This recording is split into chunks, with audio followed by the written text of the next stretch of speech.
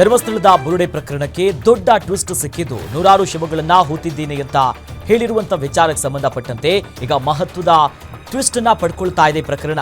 ಅದರಲ್ಲೂ ಕೂಡ ನಾನು ಹೂತಿದ್ದೇನೆ ಅಂತ ಬಂದಿದ್ದ ದೂರುದಾರನನ್ನೇ ಇದೀಗ ಎಸ್ಐಟಿ ಅಧಿಕಾರಿಗಳು ಬಂಧಿಸಿದ್ದು ಆತನ ಅಸಲಿ ಮುಖ ಬಹಿರಂಗಗೊಂಡಿದೆ.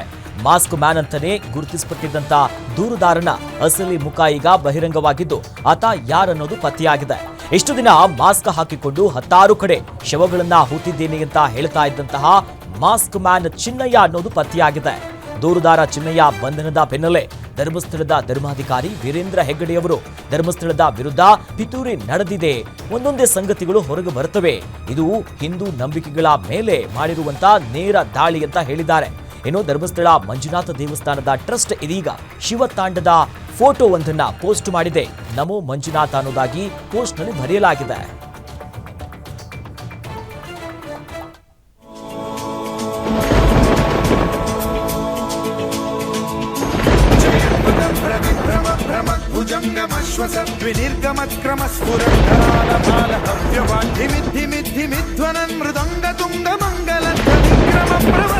प्रचंड तांडव शिव विचित्र तल्पयोर भुजंग मौक्ति करिष्ठ रत्नलोष्टयो फुरुद्विपक्ष पक्षयो कृष्णारविंद चक्षुषो प्रजामहि महेन्द्रयो समप्रवृत्ति कदा सदा शिवं भजाम्यहम्.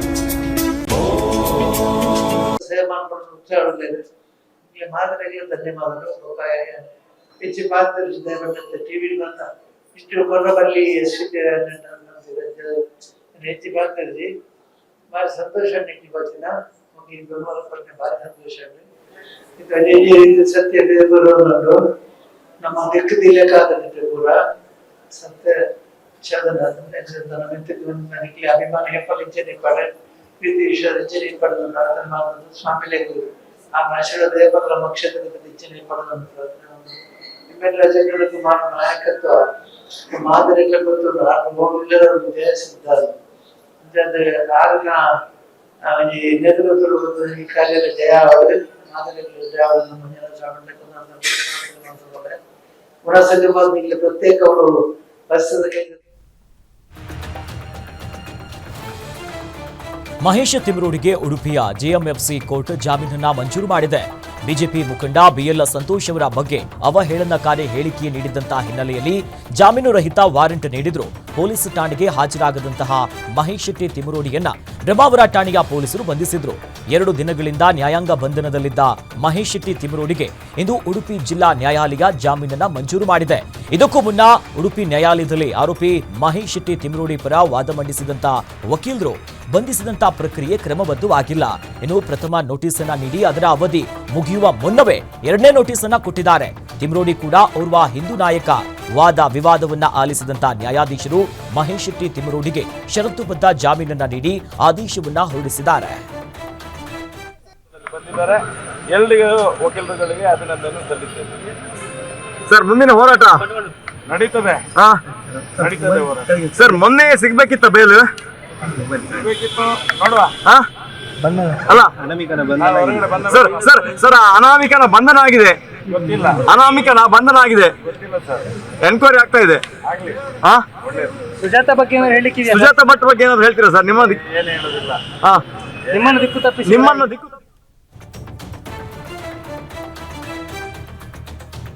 ಮಾಸ್ಕ್ ಬ್ಯಾನ್ ಬಂಧನದ ಬೆನ್ನಲ್ಲೇ ರಾಜ್ಯಾದ್ಯಂತ ಹೋರಾಟ ತೀವ್ರಗೊಂಡಿದೆ.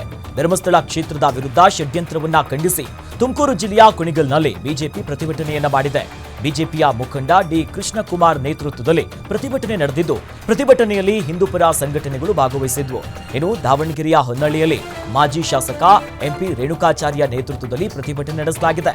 ಇತ್ತ ಶಿವಮೊಗ್ಗ ಜಿಲ್ಲೆಯಲ್ಲೂ ಕೂಡ ಧರ್ಮಸ್ಥಳದ ಪರ ಬಿಜೆಪಿಯಿಂದ ಪ್ರತಿಭಟನಾ ರ್ಯಾಲಿಯನ್ನು ನಡೆಸಲಾಯಿತು. ಪ್ರತಿಭಟನೆಯಲ್ಲಿ ಸಂಸದ ಬಿವೈ ರಾಘವೇಂದ್ರ, ಶಾಸಕ ಅರಗ ಜ್ಞಾನೇಂದ್ರ ಭಾಗಿಯಾಗಿದ್ರು. ಹಾಸನದಲ್ಲಿ ಕಾಂಗ್ರೆಸ್ನಿಂದಲೂ ಕೂಡ ಪ್ರತಿಭಟನೆಯ ಜಾಥಾ ನಡೆದಿದ್ದು, ಮಾಜಿ ಶಾಸಕ ಗೋಪಾಲಸ್ವಾಮಿ ನೇತೃತ್ವದಲ್ಲಿ ಶ್ರವಣ ಬೆಳಗೊಳದಿಂದ ಧರ್ಮಸ್ಥಳಕ್ಕೆ ಕಾಂಗ್ರೆಸ್ ನಾಯಕರು ಧರ್ಮ ಯಾತ್ರೆಯ ಪೋಸ್ಟರ್ ಅನ್ನ ಹಿಡಿದು ನೂರಾರು ವಾಹನಗಳೊಂದಿಗೆ ಯಾತ್ರೆಯನ್ನು ನಡೆಸಿದ್ರು.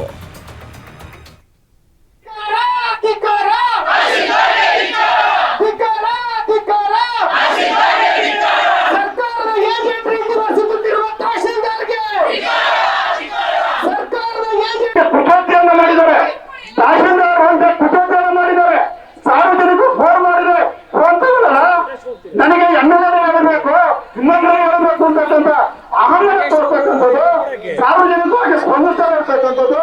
ಇವತ್ತು ಪೊಲೀಸರ ಮುಂಚಿತವಾಗಿ ನಾವು ಪ್ರತಿಭಟನೆಯನ್ನ ಮಾಡ್ತೇವೆ, ಸರ್ಕಾರಕ್ಕೆ ಮನವಿಯನ್ನ ಕೊಡ್ತೇವೆ. ಇವತ್ತು ಧರ್ಮಸ್ಥಳದಲ್ಲಿ ಏನು ನಡೀತಾ ಇದೆಯೋ ಷಡ್ಯಂತ್ರ, ನಾವೆಲ್ಲರೂ ಸಹ ಎಲ್ಲ ಹಿಂದೂ ಸಂಘಟನೆಗಳು, ಕುಣಿಗಲ್ ತಾಲೂಕಿನ ಭಾರತೀಯ ಜನತಾ ಪಕ್ಷ, ನಮ್ಮ ಭಾರತೀಯ ಜನತಾ ಪಕ್ಷದ ಅಧ್ಯಕ್ಷರಾದ ದಿನೇಶ್ ರವರು, ನಮ್ಮ ನಾಯಕರಾದಂಥ ಕೃಷ್ಣಕುಮಾರ್ ರವರು ಹಾಗೂ ಮಂಜುನಾಥನ ಭಕ್ತರು ಹಾಗೂ ಇಲ್ಲಿರ್ತಕ್ಕಂಥ ಎಲ್ಲ ಸಂಘಟನೆಗಳು, ಜೈನ ಸಮುದಾಯದ ಸಂಘಟನೆಗಳು ಎಲ್ಲರೂ ಸೇರಿ ಒಂದು ದೊಡ್ಡ ಬೃಹತಾಕಾರದ ಸಾವಿರಾರು ಕಾರ್ಯಕರ್ತರೊಂದಿಗೆ ಒಂದು ಪ್ರತಿಭಟನೆ ಮಾಡಿದ್ದೀವಿ. ನಮ್ಮ ಗ್ರಾಮ ದೇವತೆ ಸರ್ಕಲ್ನಿಂದ ತಹಶೀಲ್ದಾರ್ ಕಚೇರಿವರೆಗೂ ಬಂದು ಮನವಿ ಕೊಡ. ಧರ್ಮಸ್ಥಳ ಪ್ರಕರಣದ ವಿಚಾರಕ್ಕೆ ಚಿತ್ರದುರ್ಗದಲ್ಲಿ ಸಚಿವ ಡಿ ಸುಧಾಕರ್ ಪ್ರತಿಕ್ರಿಯೆಯನ್ನು ನೀಡಿದ್ರು. ಸತ್ಯಮೇವ ಜಯತೆ, ಸತ್ಯ ಯಾವುದೇ ಕಾರಣಕ್ಕೂ ಕೂಡ ಮುಚ್ಚಿಡೋದಕ್ಕೆ ಅಸಾಧ್ಯ. ಯಾವುದೇ ವಿಚಾರದಲ್ಲೂ ಸತ್ಯ ಹೊರಗೆ ಬಂದೇ ಬರುತ್ತದೆ. ಹಿಂದೂಗಳು ಮಾತ್ರವಲ್ಲದೆ ಜಾತಿರಹಿತ ಭಕ್ತರು ಕೂಡ ಬರ್ತಾರೆ. ಇಂಥ ಸ್ಥಳಕ್ಕೆ ಷಡ್ಯಂತ್ರವನ್ನ ಮಾಡಿ ಮಸಿ ಬಳಿಯುವ ಕೆಲಸ ಮಾಡಿದ್ದಾರೆ. ಷಡ್ಯಂತ್ರ ಮಾಡಿದವರ ಸತ್ಯದ ಮುಖ ಎಸ್ಐಟಿ ಜನರಿಗೆ ತೋರಿಸುತ್ತದೆ. ಕರ್ನಾಟಕ ಪೊಲೀಸರು ತಪ್ಪು ಮಾಡಿದವರಿಗೆ ಪಾಠವನ್ನ ಕಲಿಸಿದ್ದಾರೆ. ಡಿಸಿಎಂ ಡಿಕೆಶಿ ಮೊದಲೇ ಇದು ಷಡ್ಯಂತ್ರ ಅಂತ ಹೇಳಿದ್ರು ಅನ್ನೋದಾಗಿ ಈ ಸಂದರ್ಭದಲ್ಲಿ ಪುನರುಚ್ಚರಿಸಿದ್ದಾರೆ. ಕಾರಣಕ್ಕೂ ನಾವು ಬಚ್ಚಿಡ್ಲಿಕ್ಕೆ ಸಾಧ್ಯ ಇಲ್ಲ. ಎಷ್ಟೇ ಷಡ್ಯಂತ್ರ ಮಾಡಿದ್ರು ಕೂಡ ಸತ್ಯ ಯಾವುದೇ ವಿಚಾರದಲ್ಲಿ ಆಗಲಿ ಹೊರಗೆ ಬಂದೇ ಬರುತ್ತೆ. ಇದು ಇವತ್ತು ಧರ್ಮಸ್ಥಳದ ವಿಚಾರದಲ್ಲಿ ಸಾಬೀತಾಗಿದೆ. ಧರ್ಮಸ್ಥಳ ಬರೀ ಹಿಂದೂ ಧರ್ಮದ ಸ್ಥಳ ಅಲ್ಲ, ಅಲ್ಲಿ ಎಲ್ಲ ಜನಾಂಗ, ಎಲ್ಲ ವರ್ಗ ಜಾತಿ ರಹಿತವಾಗಿ 700-800 ವರ್ಷದಿಂದ ಅಪಾರವಾಗಿರ್ತಕ್ಕಂಥ ಭಕ್ತಿಯನ್ನು, ಶ್ರದ್ಧೆಯನ್ನು, ನಂಬಿಕೆಯನ್ನು ಇಟ್ಕೊಂಡು ನಡೆಸ್ಕೊಂಡು ಬರ್ತಾ ಇದೆ. ಇಂಥ ಒಂದು ಸ್ಥಳಕ್ಕೆ ಯಾವುದೋ ಒಂದು ಷಡ್ಯಂತ್ರ ಮಾಡಿ ಅದಕ್ಕೆ ಮಸಿ ಬಳಿಯುವಂಥ ಕೆಲಸ ನಮ್ಮ ನೆಚ್ಚಿನ ವೀರೇಂದ್ರ ಹೆಗಡೆ ಪದ್ಮಶ್ರೀ ಕೊಟ್ಟಿರ್ತಕ್ಕಂಥದ್ದು ಅವರ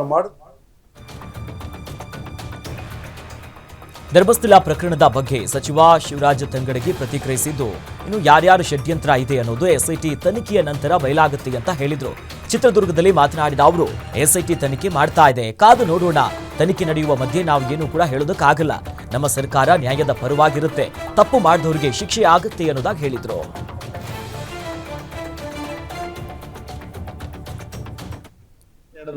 ನಾವೇನು ಅದ್ರ ಬಗ್ಗೆ ಮಾತಾಡಕ್ಕಾಗಲ್ಲ. ಈಗ ಬಹಳ ಸ್ಪಷ್ಟವಾಗಿ ಹೇಳ್ತಾರೆ, ನಮ್ಮ ಸರ್ಕಾರ ನ್ಯಾಯಯುತವಾಗಿ, ನ್ಯಾಯ ಯಾರ ಪರ ಇದೆ ಅದನ್ನ ನ್ಯಾಯಯುತವಾಗಿ ಇರ್ತದೆ. ಅದನ್ನ ಯಾರ್ಯಾರು ತಪ್ಪು ಮಾಡಿದ್ರೆ ಅವ್ರನ್ನ ಬಂಧಿಸುವಂತ ಕೆಲಸವನ್ನು ಮಾಡಿಸ್ತಾರೆ. ಅದು ನಾಳೆ ತನಿಖೆ ಆದ್ಮೇಲೆ ಬರ್ತೈತೆ, ಯಾರ್ಯಾರು ಏನೇನ್ ಷಡ್ಯಂತ್ರ ಇದೆ ಅಂತ ಬರ್ತೈತೆ, ತೊಂದ್ರೆ ಇಲ್ಲ. ನಡೀತಾ ಇದೆ, ತನಿಖೆ ನಡೆದಾಗ ನಾವೇನು ಅದ್ರ ಬಗ್ಗೆ ಮಾತಾಡಕ್ಕಾಗಲ್ಲ. ಈಗ ಬಹಳ ಸ್ಪಷ್ಟವಾಗಿ ಹೇಳ್ತಾರೆ, ನಮ್ಮ ಸರ್ಕಾರ ನ್ಯಾಯಯುತವಾಗಿ, ನ್ಯಾಯ ಯಾರ ಪರ ಇದೆ ಅದನ್ನ ನ್ಯಾಯಯುತವಾಗಿ ಇರ್ತದೆ. ಅದನ್ನ ಯಾರ್ಯಾರು ತಪ್ಪು ಮಾಡಿದ್ರೆ ಅವ್ರನ್ನ ಬಂಧಿಸುವಂತ ಕೆಲಸವನ್ನು ಮಾಡಿಸ್ತಾರೆ. ಅದು ನಾಳೆ ತನಿಖೆ ಆದ್ಮೇಲೆ ಬರ್ತೈತೆ, ಯಾರ್ಯಾರು ಏನೇನ್ ಷಡ್ಯಂತ್ರ ಇದೆ ಅಂತ ಬರ್ತೈತೆ.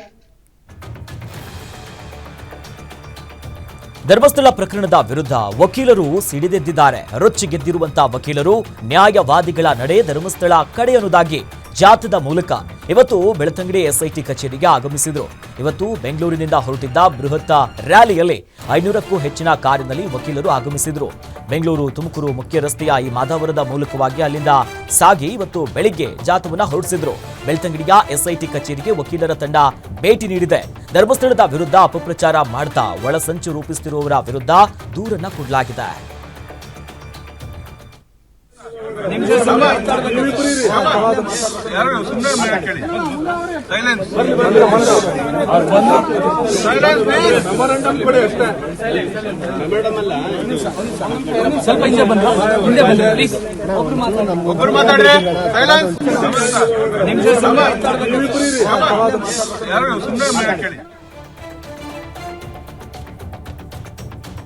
ಮಹಾರಾಷ್ಟ್ರದ ನೀರಿಗೆ ಯಾದಗಿರಿ ಜಿಲ್ಲೆಯಲ್ಲಿ ಜಲಕಂಟಕ ಎದುರಾಗಿದೆ. ಭೀಮಾ ನದಿ ತೀರದಲ್ಲಿ ಪ್ರವಾಹದ ಆತಂಕ ಶುರುವಾಗಿದೆ.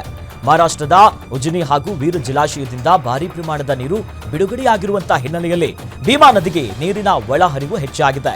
ಭೀಮಾ ನದಿ ತೀರದ ವೀರಾಂಜನೇಯ ಹಾಗೂ ಕಂಗಳೇಶ್ವರ ದೇಗುಲಗಳು ಸಂಪೂರ್ಣವಾಗಿ ಮುಳುಗಡೆಯಾಗಿದ್ದು ನದಿ ತೀರದ 35 ಗ್ರಾಮಗಳಿಗೆ ಪ್ರವಾಹದ ಭೀತಿ ಎದುರಾಗಿದೆ. ನದಿ ತೀರಕ್ಕೆ ತೆರಳದಂತೆ ಜಿಲ್ಲಾಡಳಿತದಿಂದ ಆದೇಶ ಇದ್ರೂ ಕೂಡ ಜನ ನಿರ್ಲಕ್ಷ್ಯ ತೋರುತ್ತಿದ್ದಾರೆ. ನದಿ ತೀರದಲ್ಲೇ ಸ್ನಾನ ಮಾಡ್ತಿದ್ದಾರೆ.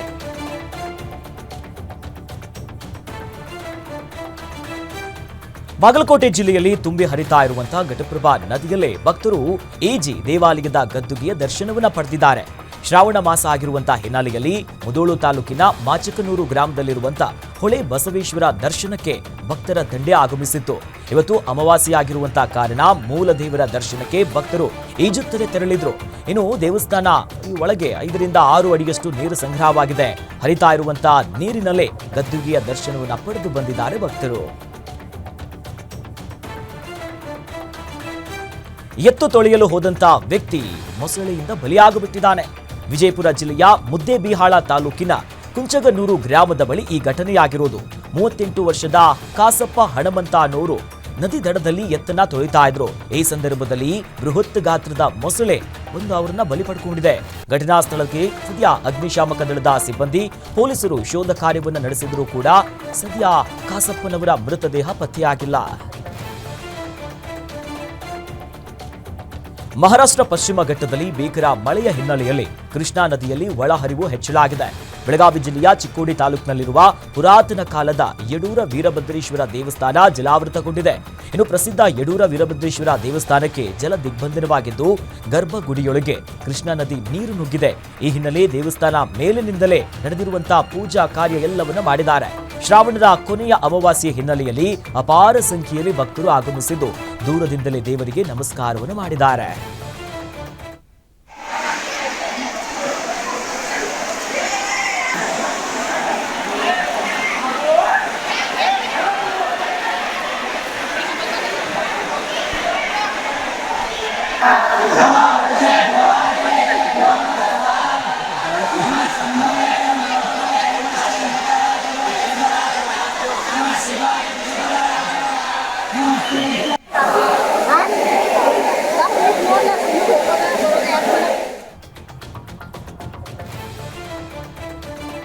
ಧಾರವಾಡ ಜಿಲ್ಲೆಯಲ್ಲಿ ನಿರಂತರ ಮಳೆ ಮುಂದುವರೆದಿದೆ. ನವಲಗುಂದ ಪಟ್ಟಣದ ಗುಡ್ಡದ ಕೆರೆ ಓಣಿಯಲ್ಲಿ ಭಾರೀ ಮಳೆಯಿಂದ ಅಲ್ಲಿ ಬಹಳ ದೊಡ್ಡ ಮಟ್ಟದ ಸಮಸ್ಯೆ ಆಗಿದೆ. ಇನ್ನು ಮಳೆಯಿಂದ ಹಾನಿಯಾಗಿರುವಂತಹ ಪ್ರದೇಶಗಳಿಗೆ ಸಚಿವ ಸಂತೋಷ್ ಲಾಡ್ ಅವರು ಭೇಟಿ ನೀಡಿ ಪರಿಶೀಲನೆಯನ್ನು ನಡೆಸಿದ್ರು. ಮನೆಯವರಿಗೆ ಪರಿಹಾರವನ್ನ ಕೊಡುವುದಾಗಿ ಸಚಿವರು ಭರವಸೆಯನ್ನ ಕೊಟ್ಟಿದ್ದಾರೆ. ಇನ್ನು ಸಚಿವ ಸಂತೋಷ್ ಲಾಡ್ ಅವರು ವೈಯಕ್ತಿಕವಾಗಿ 25,000 ಹಣವನ್ನ ಸಹಾಯ ಮಾಡಿದ್ರು. ಈ ವೇಳೆ ಶಾಸಕ NH ಕೋನರೆಡ್ಡಿ ಹಾಗೂ DC ದಿವ್ಯಾ ಪ್ರಭು ಈ ಸಂದರ್ಭದಲ್ಲಿ ಉಪಸ್ಥಿತರಿದ್ದರು.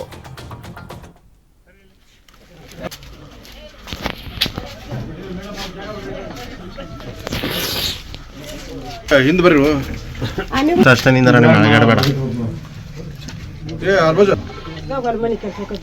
ಸ್ವಲ್ಪ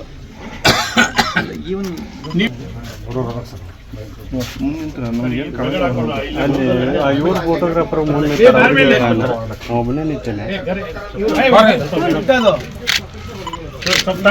ಹಾಕೊಂಡು ಇದು ಮಾಡಿ ಇಡ್ರಿ. ಇದು ಒಂದು 25,000 ಇಟ್ಕೋ. ಈಗ ಕ್ಯಾಶ್ ಕೊಡಿ. ಇಲ್ಲಿ ರೇಣುಕಾಸ್ವಾಮಿ ಕೊಲೆ ಪ್ರಕರಣದಲ್ಲಿ ನಟಿ ಪವಿತ್ರ ಗೌಡ ಪ್ರಮುಖ ಆರೋಪಿಯಾಗಿದ್ದಾರೆ. ಅವರಿಗೆ ನೀಡಲಾಗಿದ್ದಂತ ಜಾಮೀನನ್ನ ಸುಪ್ರೀಂ ಕೋರ್ಟ್ ವಜಾ ಮಾಡಿದೆ. ಈಗ ಅವರ ಪರವಾಗಿ ವಾದವನ್ನ ಮಾಡುವುದಕ್ಕೆ ಲಾಯರ್ ಬಾಲನ್ ಇವತ್ತು ವಕಾಲತ್ತನ್ನ ಹಾಕಿದ್ದಾರೆ. ಪವಿತ್ರ ಗೌಡಗೆ ಶಾಸನಬದ್ಧ ಜಾಮೀನಿಗೆ ಮನವಿ ಮಾಡಲಾಗಿದೆ. ತನಿಖಾ ಅಧಿಕಾರಿಗಳು ಚಾರ್ಜ್ ಶೀಟ್ ಸಲ್ಲಿಕೆ ಮಾಡುವಂತ ಸಂದರ್ಭದಲ್ಲಿ ಡಿಫಾಲ್ಟ್ ಮಾಡಿದ್ದಾರೆ. ಇನ್ನು BNSS ಅಡಿ ಚಾರ್ಜ್ ಶೀಟ್ ಮಾಡಬೇಕಾಗಿತ್ತು, ಆದ್ರೆ 173 CRPC ಅಡಿಯಲ್ಲಿ ಚಾರ್ಜ್ ಶೀಟ್ ಸಲ್ಲಿಕೆ ಮಾಡಿದ್ದಾರೆ. ಇನ್ನು ಸೆಪ್ಟೆಂಬರ್ ತಿಂಗಳಲ್ಲಿ ಚಾರ್ಜ್ ಶೀಟ್ ಸಲ್ಲಿಕೆ ಮಾಡಿದ್ದಾರೆ ಎಂಬುದಾಗಿ ಲಾಯರ್ ಬಾಲನ್ ಅವರು ಮಾಹಿತಿಯನ್ನು ನೀಡಿದ್ದಾರೆ. ಬಳ್ಳಾರಿ ಜಿಲ್ಲೆಯ ಸಿರುಗುಪ್ಪ ನಗರದ ರಾಷ್ಟ್ರೀಯ ಹೆದ್ದಾರಿ ದುರಸ್ತಿಗೆ ಒತ್ತಾಯಿಸಿ ಪ್ರತಿಭಟನೆಯನ್ನು ನಡೆಸಲಾಗಿದೆ. ಸಿರುಗುಪ್ಪ ನಗರದಲ್ಲಿನ ನಾಗರಿಕ ಹಿತರಕ್ಷಣಾ ಸಮಿತಿ ವತಿಯಿಂದ ಬೃಹತ್ ಪ್ರತಿಭಟನೆಯನ್ನು ಹಮ್ಮಿಕೊಳ್ಳಲಾಗಿತ್ತು. ಇನ್ನು ಸ್ವಯಂ ಪ್ರೇರಿತರಾಗಿ ಅಂಗಡಿ ಮುಂಗಟ್ಟುಗಳನ್ನು ಬಂದ್ ಮಾಡಿ ಹಲವರು ಪ್ರತಿಭಟನೆಗೆ ಬೆಂಬಲವನ್ನ ಸೂಚಿಸಿದ್ರು. ಇದೇ ವೇಳೆ ರಾಷ್ಟ್ರೀಯ ಹೆದ್ದಾರಿಯ ಅಧಿಕಾರಿಗಳಿಗೆ ಹಾಗೂ ಗುತ್ತಿಗೆದಾರರು ಯಾರ್ಯಾರಿದ್ದಾರಲ್ಲ ಅವರೆಲ್ಲರನ್ನೂ ಕೂಡ ಪ್ರತಿಭಟನಾಕಾರರು ತರಾಟೆಗೆ ತೆಗೆದುಕೊಂಡಿದ್ರು.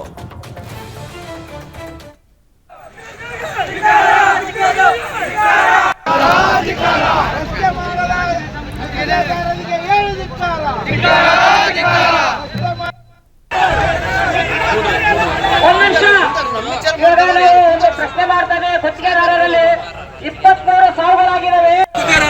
ಹುರುಗಪ್ಪ ನಾಗರಿಕತೆ ಸಮಿತಿ ಹಿತರಕ್ಷಣಾ ಸಮಿತಿ ಮತ್ತು ಈಗ ಪಾಲ್ಗೊಂಡಿದೆ.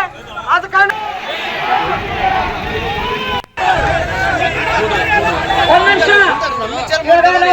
ಪ್ರಶ್ನೆ ಮಾಡ್ತಾನೆ. ಗುತ್ತಿಗೆದಾರರಲ್ಲಿ 23 ಸಾವುಗಳಾಗಿದ್ದಾವೆ.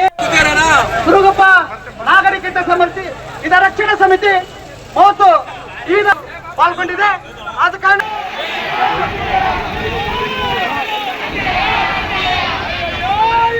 ಮತ್ತು ವಿವಿಧ ಸಂಘಟನೆಗಳು ಈ ದಿನ ದಾವಣಗೆರೆ ಜಿಲ್ಲೆಯ ಹರಿಹರ ತಾಲೂಕಿನ ನಂದಿಗುಡಿಯಲ್ಲಿ ಶಿಕ್ಷಕರ ವರ್ಗಾವಣೆಗೆ ಗ್ರಾಮಸ್ಥರು ಸಿಡಿದೆದ್ದಿದ್ರು. ಶಿಕ್ಷಕರನ್ನ ವರ್ಗಾವಣೆ ಮಾಡಿದ್ರೆ ನಮ್ಮ ಮಕ್ಕಳನ್ನ ಬೇರೆ ಶಾಲೆಗೆ ಸೇರಿಸ್ತೀನಿ ಅಂತ ಶಾಲೆ ಮುಂದೆನೇ ಪ್ರತಿಭಟಿಸಿದ್ದಾರೆ ಗ್ರಾಮಸ್ಥರು. ತಮ್ಮ ಆಕ್ರೋಶವನ್ನ ಹೊರಗಾಕ್ತಾರೆ. ಇನ್ನು ಪಿರಿಯಾ ನಾಯ್ಕ ಸಿ ಎನ್ನುವಂತ ಶಿಕ್ಷಕರನ್ನ ಹೆಚ್ಚುವರಿ ವಿಚಾರದಲ್ಲಿ ಶಿಕ್ಷಣ ಇಲಾಖೆ ವರ್ಗಾವಣೆ ಮಾಡಿತ್ತು. ಇನ್ನು ಈ ಪಿರಿಯಾ ನಾಯ್ಕ ಇದ್ರಲ್ಲ, ಇವರು ರಾಜ್ಯ ಮಟ್ಟದಲ್ಲಿ ಶಾಲೆಗೆ ಹೆಸರಾಗುವಂತೆ ಮಾಡಿದ್ದಾರೆ. ಅವರ ವಿಶೇಷ ಕಾಳಜಿಯಿಂದ ಶಾಲೆಯ ದಾಖಲಾತಿ ಕೂಡ ಪ್ರತಿ ವರ್ಷವೂ ಕೂಡ ಹೆಚ್ಚಾಗ್ತಿದೆ. ಇಂಥ ಶಿಕ್ಷಕರನ್ನ ನಮ್ಮ ಗ್ರಾಮದಿಂದ ಕಳಿಸೋದಿಲ್ಲ ಅಂತ ಗ್ರಾಮಸ್ಥರು ಪಟ್ಟು ಹಿಡಿದು ಪ್ರತಿಭಟನೆ ಮಾಡಿದ್ದಾರೆ. ಇನ್ನು ವರ್ಗಾವಣೆ ರದ್ದು ಮಾಡಬೇಕು ಅನ್ನೋದಾಗಿ ಮನವಿ ಪತ್ರವನ್ನ ಕೂಡ ಗ್ರಾಮಸ್ಥರು ಸಲ್ಲಿಸಿದ್ದಾರೆ.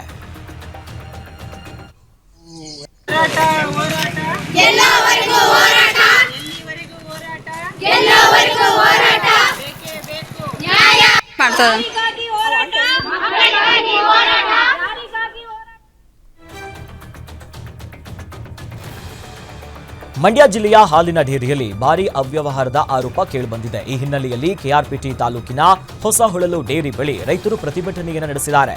ಡೈರಿಯ ಕಾರ್ಯದರ್ಶಿ ಕಾಂತರಾಜು ಎಂಬಾತನಿಂದ ಲಕ್ಷ ಅವ್ಯವಹಾರ ನಡೆದಿದೆ. ರೈತರ ಹಣವನ್ನ ಕಬಳಿಸಿದ್ದಾನೆ ಅಂತ ಗಂಭೀರ ಆರೋಪವನ್ನ ಮಾಡಿದ್ದಾರೆ. ರೈತರು ಹಾಕಿರುವಂತಹ ಹಾಲಿಗೆ ಹಣವನ್ನ ನೀಡ್ತಾ ಇಲ್ಲ ಕಾರ್ಯದರ್ಶಿ. ಹಾಗಾಗಿ ಆತನ ವಿರುದ್ಧ ರೈತರು ಆಕ್ರೋಶವನ್ನ ಹೊರಗಾಕಿ ಅವ್ಯವಹಾರದ ವಿರುದ್ಧ ರೊಚ್ಚಿಗೆದ್ದು ಅವರೆಲ್ಲರೂ ಕೂಡ ಪ್ರತಿಭಟನೆಯನ್ನ ಮಾಡಿ ಜೊತೆಯಲ್ಲಿ ಈ ಹಾಲಿನ ಕ್ಯಾನೆಲ್ಲ ಹೊತ್ತು ಆತನ ವಿರುದ್ಧ ಕ್ರಮ ಆಗಬೇಕು ಅಂತ ಆಗ್ರಹಿಸಿದ್ರು.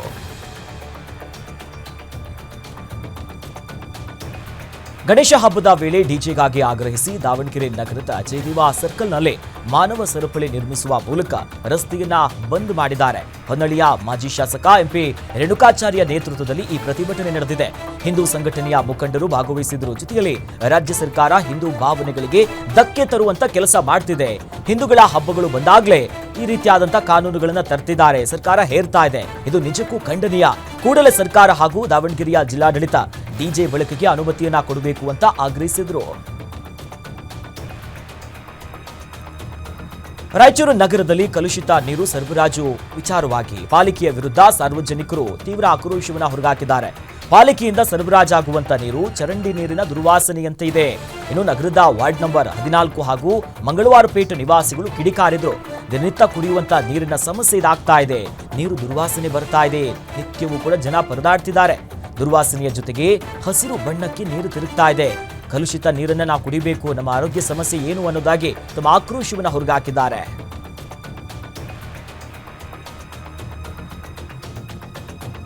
ಮೀಸಲಾತಿ ಹಂಚಿಕೆಯನ್ನ ವಿಜಯಪುರದ ಕರ್ನಾಟಕ ದಲಿತ ಸಂಘರ್ಷ ಸಮಿತಿ ಸ್ವಾಗತಿಸಿದೆ.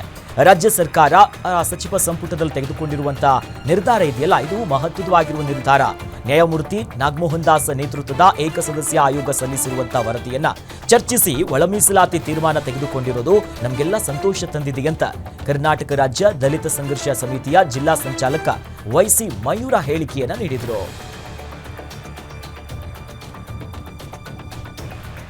ಅಕ್ರಮವಾಗಿ ಬೆಟ್ಟಿಂಗ್ ಕಂಪನಿಯನ್ನು ನಡೆಸ್ತಾ ಇದ್ದ ಆರೋಪಕ್ಕೆ ಸಂಬಂಧಿಸಿದಂತೆ ಹಣ ಅಕ್ರಮ ವರ್ಗಾವಣೆ ಪ್ರಕರಣದಲ್ಲಿ ಕಾಂಗ್ರೆಸ್ ಶಾಸಕ ಕೆಸಿ ವೀರೇಂದ್ರ ಅವರನ್ನ ಸಿಕ್ಕಿಂನಲ್ಲಿ ಬಂಧಿಸಲಾಗಿದೆ ಅಂತ ಇಡಿ ಅಧಿಕಾರಿಗಳು ಶುಕ್ರವಾರ ತಿಳಿಸಿದ್ದಾರೆ. ಇನ್ನು ಹಲವು ರಾಜ್ಯಗಳಲ್ಲಿ ನಡೆಸಿದಂತ ದಾಳಿಯ ನಂತರ 12 ಕೋಟಿ ರೂಪಾಯಿ ನಗದು ಜೊತೆಗೆ 1 ಕೋಟಿ ರೂಪಾಯಿ ವಿದೇಶಿ ಕರೆನ್ಸಿ ಸೇರಿದಂತೆ 6 ಕೋಟಿ ರೂಪಾಯಿ ಮೌಲ್ಯದ ಚಿನ್ನಾಭರಣ, ಸುಮಾರು 10 ಕೆಜಿ ಬೆಳ್ಳಿ ಮತ್ತು 4 ವಾಹನಗಳನ್ನ ಈಗಾಗಲೇ ಅಧಿಕಾರಿಗಳು ವಶಪಡಿಸಿಕೊಂಡಿದ್ದಾರೆ. ಜೊತೆಯಲ್ಲಿ ಇಡಿ ತನಿಖೆ ವೇಳೆ ವೀರೇಂದ್ರ ಪಪ್ಪಿಗೆ ದುಬೈ ಸಂಪರ್ಕ ಇರುವುದು ಕೂಡ ಬೆಳಕಿಗೆ ಬಂದಿದ್ದು ಈ ಪ್ರಕರಣದ ತನಿಖೆಯನ್ನ ಇಡಿ ಮತ್ತೆ ಮುಂದುವರಿಸ್ತಾ ಇದೆ.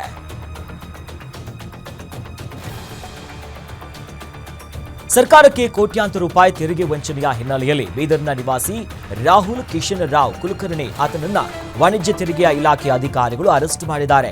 ಆರೋಪಿ ರಾಹುಲ್ ಅಥವಾ ಈತ ಏನು ಮಾಡ್ತಿದ್ದ ಅಂದ್ರೆ ಈ ಸರಕು ಅಥವಾ ಸೇವೆಗಳನ್ನ ಪೂರೈಸದೆ ನಕಲಿ ಬಿಲ್ ಅನ್ನ ಸೃಷ್ಟಿಸಿ 2020-25 ಸರ್ಕಾರಕ್ಕೆ 9.25 ಕೋಟಿ ರೂಪಾಯಿ ತೆರಿಗೆಯನ್ನು ವಂಚಿಸಿದ್ದಾನೆ.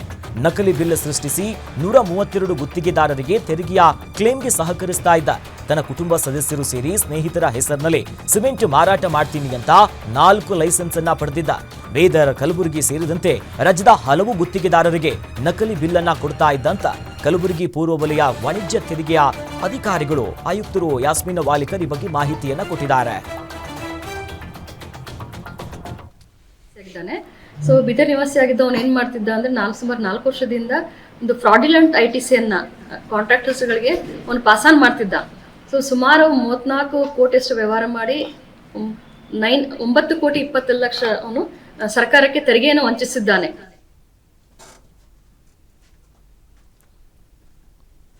ನಾವು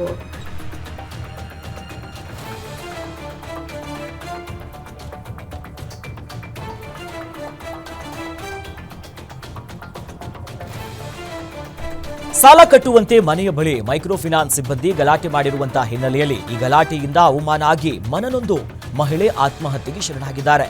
ಚಿತ್ರದುರ್ಗ ನಗರದ ಹೊರವಲಯದ ಕಾವಡಿಗರ ಹಟ್ಟಿ ಗ್ರಾಮದಲ್ಲಿ ಈ ಘಟನೆ ನಡೆದಿದೆ. ಇನ್ನು ಅಲ್ಲಿನ ನಿವಾಸಿ 35 ವರ್ಷದ ನೇತ್ರಾವತಿ ನೇಣಿಗೆ ಶರಣಾಗಿದ್ದಾರೆ. 50,000 ಸಾಲವನ್ನ ಕಟ್ಟುವುದಕ್ಕೆ ಈ ಎಕ್ವಿಟಾ ಹೌಸ್ ಮೈಕ್ರೋ ಫಿನಾನ್ಸ್ ಸಿಬ್ಬಂದಿ ಗಲಾಟೆ ಮಾಡಿದ್ರು. ಈ ನಿಟ್ಟಿನಲ್ಲಿ ಸಂಜೆಯ ವೇಳೆಗೆ ಸಾಲ ಕಟ್ಟೇ ಇಲ್ಲ ಅಂತಂದ್ರೆ ಮತ್ತೆ ಬರ್ತೀವಿ ಅಂತ ಧಮಕಿ ಹಾಕಿದ್ರು ಅನ್ನುವಂತ ಆರೋಪ ಕೇಳಿಬಂದಿದೆ. ನೇತ್ರಾವತಿ ಸಾವಿನಿಂದ 2 ಮಕ್ಕಳು ಅನಾಥರಾಗಿದ್ದು ಕುಟುಂಬಸ್ಥರ ಆಕ್ರಂದನ ಮುಗಿಲು ಮುಟ್ಟಿದೆ. ಸ್ಥಳಕ್ಕೆ ಕೋಟೆ ಠಾಣೆಯ ಪೊಲೀಸರು ಭೇಟಿ ನೀಡಿ ಪರಿಶೀಲನೆ ನಡೆಸಿದ್ರು. ಇನ್ನು ಮೈಕ್ರೋ ಫಿನಾನ್ಸ್ ವಿರುದ್ಧ ಕ್ರಮ ಕೈಗೊಳ್ಳುವಂತೆ ಕುಟುಂಬಸ್ಥರು ಆಗ್ರಹಿಸಿದ್ರು. ಜಮೀನಿನಲ್ಲಿ ಕೆಲಸ ಮಾಡುವಾಗ ಹಾವು ಕಚ್ಚಿ ರೈತನೋರ್ವ ದಾರುಣವಾಗಿ ಸಾವನ್ನಪ್ಪಿದ್ದಾರೆ. ದಾವಣಗೆರೆ ಜಿಲ್ಲೆಯ ನ್ಯಾಮತಿ ತಾಲೂಕಿನ ಬೆಳಗುತ್ತಿ ಗ್ರಾಮದಲ್ಲಿ ಘಟನೆಯಾಗಿರುವುದು. ಬೆಳಗುತ್ತಿ ಗ್ರಾಮದ ನಿವಾಸಿ 55 ವರ್ಷದ ರೈತ ರವಿಕುಮಾರ್ ಕೊನೆಯುಸಿರನ್ನ ಎಳೆದಿದ್ದಾರೆ. ತನ್ನ ಜಮೀನಿನಲ್ಲಿ ಮೆಕ್ಕೆಜೋಳದ ಈ ಕಳೆಯೆಲ್ಲ ತೆಗಿತಾ ಇದ್ರು. ಈ ಸಂದರ್ಭದಲ್ಲಿ ಅವರಿಗೆ ಹಾವು ಕಚ್ಚಿತ್ತು. ಕೂಡಲೇ ನ್ಯಾಮತಿ ಆಸ್ಪತ್ರೆಗೆ ದಾಖಲು ಮಾಡಿ ಬಳಿಕ ಹೆಚ್ಚಿನ ಚಿಕಿತ್ಸೆಗಾಗಿ ಶಿವಮೊಗ್ಗದ ಖಾಸಗಿ ಆಸ್ಪತ್ರೆಗೆ ರವಾನಿಸಿದ್ರೂ ಕೂಡ ಚಿಕಿತ್ಸೆ ಫಲಿಸದೆ ಮೃತಪಟ್ಟಿದ್ದಾರೆ. ಜೊತೆಯಲ್ಲಿ ನ್ಯಾಮತಿ ಪೊಲೀಸ್ ಠಾಣೆಯಲ್ಲಿ ಪ್ರಕರಣ ದಾಖಲಾಗಿದೆ. ಬೆಂಗಳೂರಿನ ಲಾಲ್ಬಾಗ್ನ ಕೆರೆಯಲ್ಲಿ ಅಪರಿಚಿತ ಶವವೊಂದು ಪತ್ತೆಯಾಗಿದೆ. ಇವತ್ತು ಬೆಳಗ್ಗೆ 6:30 ಸುಮಾರಿಗೆ 45 ವರ್ಷದ ಮಹಿಳೆಯ ಶವ ಪತ್ತೆಯಾಗಿದೆ. ಸ್ಥಳೀಯ ಸಿದ್ದಾಪುರ ಪೊಲೀಸರು ಸ್ಥಳಕ್ಕೆ ಭೇಟಿ ನೀಡಿ ಪರಿಶೀಲನೆ ನಡೆಸಿದ್ರು. ಮೃತ ಮಹಿಳೆಯ ಬಗ್ಗೆ ತನಿಖೆ ಮುಂದುವರೆದಿದೆ.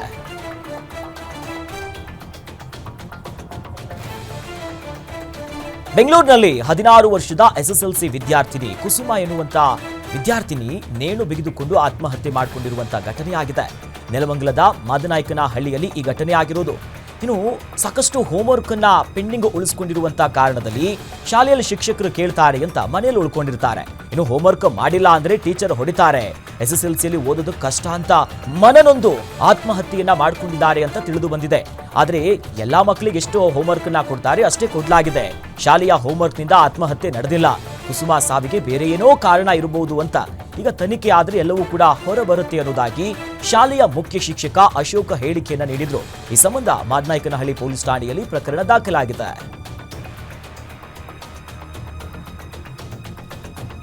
ಉತ್ತರ ಕನ್ನಡ ಜಿಲ್ಲೆಯ ಭಟ್ಕಳ ತಾಲೂಕಿನ ರಾಷ್ಟ್ರೀಯ ಹೆದ್ದಾರಿ 66ರಲ್ಲಿ ಟ್ಯಾಂಕರ್ ಮತ್ತು ಬೈಕ್ ನಡುವೆ ಭೀಕರ ಅಪಘಾತ ಸಂಭವಿಸಿದೆ.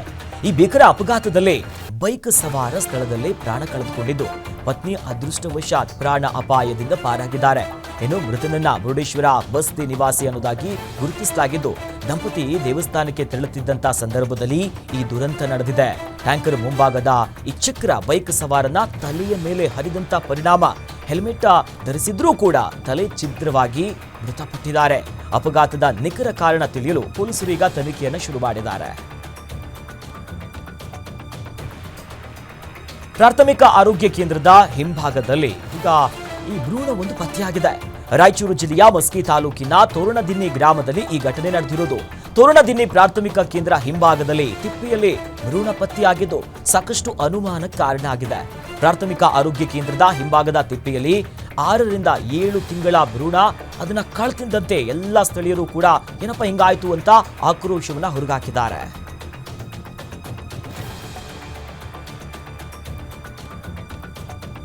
ಚಾಮರಾಜನಗರದಲ್ಲಿ ಪ್ರವಾಸಿಗರ ನೆಚ್ಚಿನ ಹುಲಿ ಗಾಯಗೊಂಡಿದೆ. ಗುಡ್ಲುಪೇಟೆ ತಾಲೂಕಿನ ಬಂಡೀಪುರದಲ್ಲಿ ಈ ಬೇಟೆಯಾಡುವಂತಹ ಸಂದರ್ಭದಲ್ಲಿ 4 ಮರಿಗಳಿರುವಂತಹ ತಾಯಿ ಹುಲಿಗೆ ಗಾಯ ಆಗಿದೆ. ಬಂಡೀಪುರದ ಸಫಾರಿ ಝೋನ್ನಲ್ಲಿ ಪ್ರವಾಸಿಗರು ಯಾವಾಗ ಹೋದಂತ ಸಂದರ್ಭದಲ್ಲಿ ದರ್ಶನವನ್ನ ಕೊಡ್ತಾ ಇತ್ತು ಈ ಹುಲಿ. ಸದ್ಯ ಗಾಯಗೊಂಡಿರುವಂತಹ ಹುಲಿಯ ಮೇಲೆ ಅರಣ್ಯ ಇಲಾಖೆಯ ಅಧಿಕಾರಿಗಳು ನಿಗಾ ವಹಿಸಿದ್ದು, ಇನ್ನು ಅಗತ್ಯ ಬಿದ್ದರೆ ಹೆಚ್ಚಿನ ಚಿಕಿತ್ಸೆಯನ್ನ ಕೊಡುವುದಕ್ಕೆ ಇಲಾಖೆಯ ಅಧಿಕಾರಿಗಳು ಸಜ್ಜಾಗಿದ್ದಾರೆ. ಸಿಲಿಕಾನ್ ಸಿಟಿಯಲ್ಲಿ ಒಂದರ ಮೇಲೊಂದರಂತೆ ಅಗ್ನಿ ಅವಘಡ ಸಂಭವಿಸ್ತಾನೆ ಇದೆ. ಕೋರಮಂಗಲದ 5ನೇ ಹಂತದಲ್ಲಿರುವಂತಹ ಮ್ಯೂಸಿಕಲ್ ಇನ್ಸ್ಟಿಟ್ಯೂಟ್ ಬಿಲ್ಡಿಂಗ್ನಲ್ಲಿ ಬೆಂಕಿ ಕಾಣಿಸಿಕೊಂಡಿದೆ. ಶಾರ್ಟ್ ಸರ್ಕ್ಯೂಟ್ನಿಂದ ಬೆಂಕಿ ಹೊತ್ಕೊಂಡಿದ್ದು ತಕ್ಷಣವೇ ಸ್ಥಳೀಯರು ಅಗ್ನಿಶಾಮಕ ಸಿಬ್ಬಂದಿಗಳಿಗೆ ಮಾಹಿತಿಯನ್ನ ಕೊಡ್ತಾರೆ. 3 ಅಗ್ನಿಶಾಮಕ ವಾಹನ ದೌಡಾಯಿಸಿ ಈ ಎಲ್ಲ ಬೆಂಕಿಯನ್ನ ನಿಂದಿಸ್ತಾರೆ. ಅಗ್ನಿ ಅವಘಡದಿಂದ ಲಕ್ಷಾಂತರ ರೂಪಾಯಿ ಬೆಲೆ ಬಾಳುವಂತಹ ಇನ್ಸ್ಟ್ರೂಮೆಂಟ್ಸ್ಗಳು ಬೆಂಕಿಗೆ ಆಹುತಿಯಾಗಿದೆ. ಅದೃಷ್ಟವಶಾತ್ ಘಟನೆಯಲ್ಲಿ ಯಾವುದೇ ಪ್ರಾಣಹಾನಿ ಸಂಭವಿಸಿಲ್ಲ. ದೇವಸ್ಥಾನಕ್ಕಂತ ನೀಡಲಾಗಿದ್ದ 3 ಹಸುಗಳನ್ನ ಕಿಡಿಗೇಡಿಗಳು ಕತ್ಕೊಂಡು ಹೋಗ್ಬಿಟ್ಟಿದ್ದಾರೆ. ದಾವಣಗೆರೆ ತಾಲೂಕಿನ ಕುಕ್ಕುವಾಡ ಗ್ರಾಮದಲ್ಲಿ ಕಳೆದ 2 ದಿನಗಳ ಹಿಂದೆ ಈ ಘಟನೆಯಾಗಿರೋದು. ಗ್ರಾಮದ ಕಲ್ಲೇಶ್ವರ ಸ್ವಾಮಿ ಮತ್ತು ಆಂಜನೇಯ ಸ್ವಾಮಿ ದೇವಸ್ಥಾನಕ್ಕೆ ಬಿಟ್ಟಿದ್ದಂತ ಹಸುಗಳು ಪ್ರತಿದಿನ ಗ್ರಾಮದ ಎಲ್ಲ ಕಡೆ ತಿರುಗಾಡಿ ಸಂಜೆ ದೇವಸ್ಥಾನದ ಆವರಣದಲ್ಲಿ ಬಂದು ಮಲಗ್ತಾ ಇದ್ವು.